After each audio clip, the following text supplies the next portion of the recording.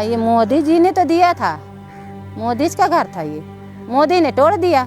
यहाँ सरपंच है, सचिव है, इनको सबको बुलाओ, वो बताएंगे कि ये मोदी ने दिया था। On June 15th, armed Indian police accompanied by bulldozers descended on the tiny village of Banswahi in the state of Madhya Pradesh and demolished 16 houses, all of them belonging to Muslims.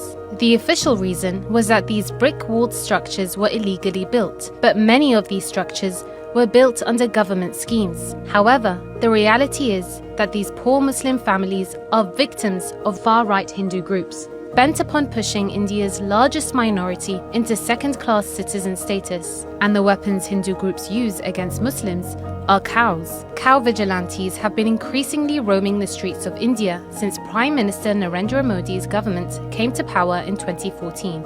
Several states have banned the slaughter of cows. In recent years, Muslim cattle farmers have been lynched by angry far-right mobs.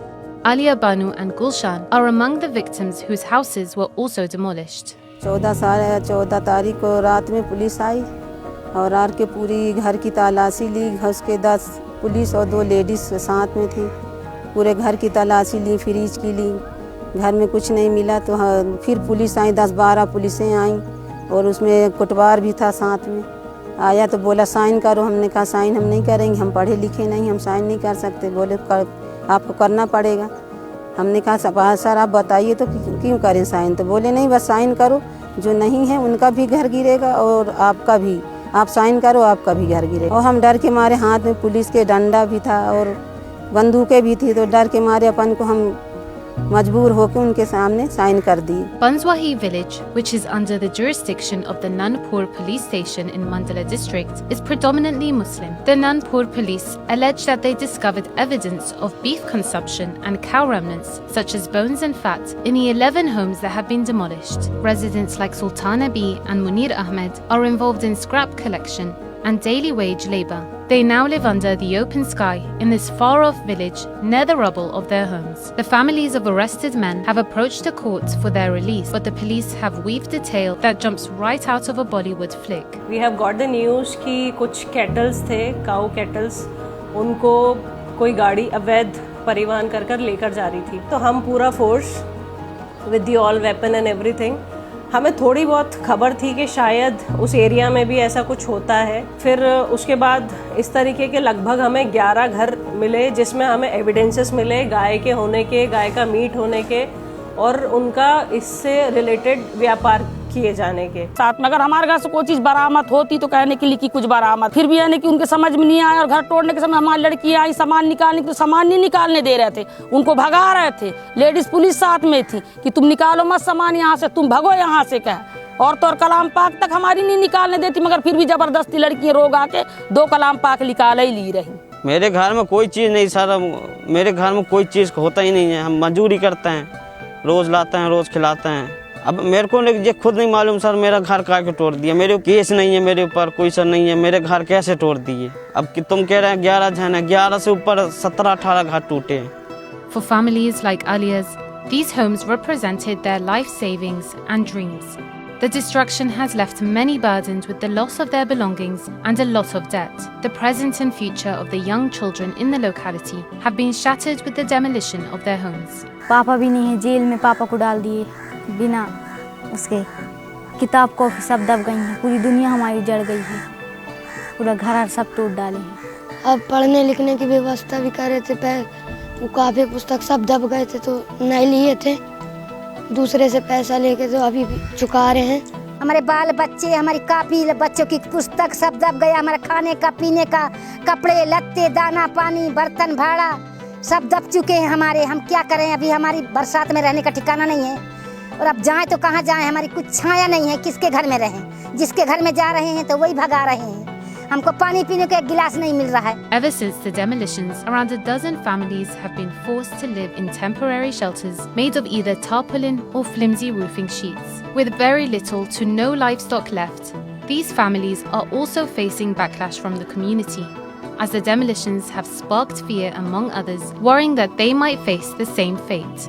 इतनी जवान लड़की को लेके हम किसके दरवाजे, हम जिसके घर जहाँ वही हमारे हाथ पांव जोड़ते थे कि तुम भगो यहाँ से, नहीं तुम्हारे पीछे हमारा घर टूटेगा। हम बाड़ी में जाने की कचरा में अपनी बेटी को ले लेके रहे, खाने पीने हर चीज से हम लोग मोहताज। क्या कैसे गुजारा और पड़े हैं ऐसे ही, कोई दे दिए तो खा लिए, नहीं अपने बच्चन को लेके ऐसे ही डाले हैं। हमारे हस्बैंड भी अंदर हैं, Mohammad Azam. Local police and some media outlets have labelled 10 out of the 11 accused as fugitives. However, 4 of these accused voluntarily surrendered to the authorities, hoping that by cooperating with the police, they might receive a reduced sentence. हम अपने आदमी को खुद ला के police के हवाले करे हैं, पुलिस नहीं पकड़ी है, हम खुद ला के दिए हैं। पुलिस कह रही कि हम पकड़ के लाए हैं, आरोपी हैं। What happened in Banzwahi has put a spotlight on the creeping influence of far-right groups. Police action came a day before Eid al-Adha, when Muslims sacrificed livestock, including cows. Demolitions were justified under the pretext of preventing illegal cow slaughter and beef trade. ये ऐतिहासिक कार्रवाई थी। इस कार्रवाई को लेकर के मंडला और सकल हिंदू समाज जो है, संगठन तो ठीक है, संगठन के साथ में जो सकल हिंदू समाज है, इस कार्रवाई की सराहना की और सराहना करते हुए आगे भविष्य में अगर ऐसी कोई गतिविधि होती है तो इससे और कठोर जो कार्रवाई होती है उस कार्रवाई की मांग करेंगे। तो कम से कम इनकी आजीवन कारावास सजा ही सुना दी जाए या फांसी की सजा सुना दी जाए। मैं गया था अपनी टीम के साथ में, उनको बधाई भी दी, उनसे मुलाकात भी की, एसपी साहब से बात की। Banzwahi is not the only place where Muslims say they have been persecuted for their religion. Dozens of Muslim-owned houses and buildings were demolished in different parts of Madhya Pradesh over the week of Eid. The demolitions followed the same old pattern, in which Hindutva groups accuse Muslims of crimes and force the police and local administration to punish them by destroying their houses. In most of the cases, the buildings are later labelled as illegal. ये ऐसा कोई matter नहीं है, जालसाही से फंसाया गया है और जालसाही से इनको मवेशी ला के बांध के रात के छापा डलवाए हैं एकदम से और सुबह बिल्डोजर बुलवा दिए। ये कानून कैसा कानून है ये बताया जाए। ये कुछ नहीं है, ये सब ये फालतू दिखावा हो रहा है और घर मकान बस मुसलमान के तोड़े जा रहे हैं। यही मुद्दा ले लेके मुसलमान को हर जगह से हटाया जा रहा है। Anti-cow slaughter laws don't have any provision to demolish the house of an accused. Police use obscure excuses, including allegations that homes have been built illegally, to raise them. But Banzwahi residents say their homes cannot be built on illegal land without permission, since Prime Minister Modi's government paid for them as part of a program to help the poor. Amid the turmoil in Mandala district, some tribal leaders are stepping forward to address the injustice faced by the 11 families whose homes were demolished. These tribal leaders are making it clear that they oppose the anti-Muslim sentiment and unfair administrative treatment growing in the region. यहाँ की जो राजनीतिक व्यवस्था है, यह राजनीतिक व्यवस्था सिर्फ एक धर्म पे राजनीति करने वाले जो यहाँ के सत्तासीन लोग हैं, उनको ऐसा नहीं करना चाहिए। जिस प्रकार से एक मुसलमान को गिराते हुए दिखाना, एक हिंदुत्ववाद को बढ़ाते हुए दिखाना, एक ऐसी प्रकार की यहाँ पे दोनों कौमों में ऐसी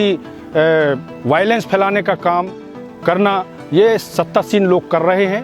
These demolitions, carried out under the guise of legality, revealed the deepening grip of far-right groups across India. For the Muslim families of Banzwahi and others like them across India, the wreckage of their homes symbolizes not just physical loss, but the erasure of identity, security, and dignity. In the name of protecting cows, an entire community's future has been buried under the rubble. As these families struggle to rebuild their lives, the question remains, what justice can there be when the law itself is wielded as a weapon of oppression against Muslims?